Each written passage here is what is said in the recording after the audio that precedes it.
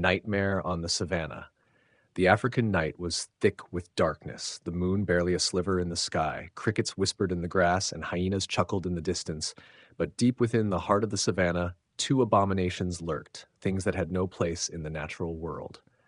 The skinwalker giraffe moved like a shadow, its elongated neck twisting unnaturally, vertebrae popping with each step. Its skin sagged, mismatched patches of fur barely clinging to its grotesque frame. Eyes too human for comfort gleamed with hunger, scanning the tall grass for its next victim. It had once been something else, perhaps a man, perhaps something older, but now it was neither.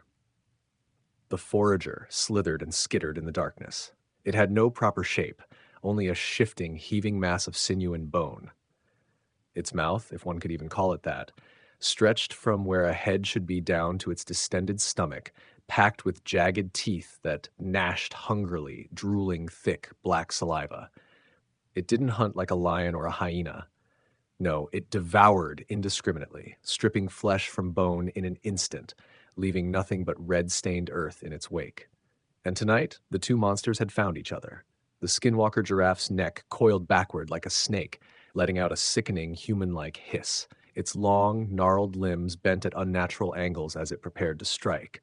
The forager, with its massive, unhinged maw, gurgled a wet, inhuman growl before lunging forward. The night exploded with violence. The giraffe lashed out, its elongated jaw snapping like a crocodile's, catching a chunk of the forager's flesh and tearing it away. But the forager barely flinched. It simply grew around the wound, its body shifting, adapting, reforming. Then, in a blur of writhing limbs, it lunged, sinking thousands of gnashing teeth into the giraffe's spindly legs.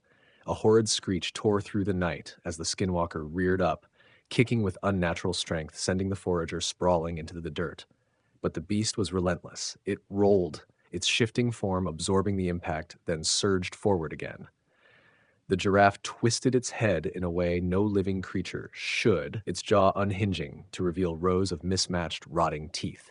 It lunged, biting down on the forager's mass, its mouth stretching, swallowing chunks of shifting flesh.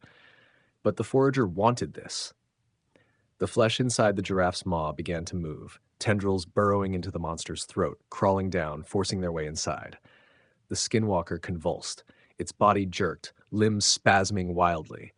Its neck bent backward in a grotesque arc as the forager expanded within it, eating it from the inside. The giraffe's hide rippled, bulging in unnatural places before finally the skinwalker giraffe burst apart, its flesh splitting open like an overripe fruit. The forager stood victorious in the gore, its teeth clicking, its form swelling as it absorbed the dying creature's essence.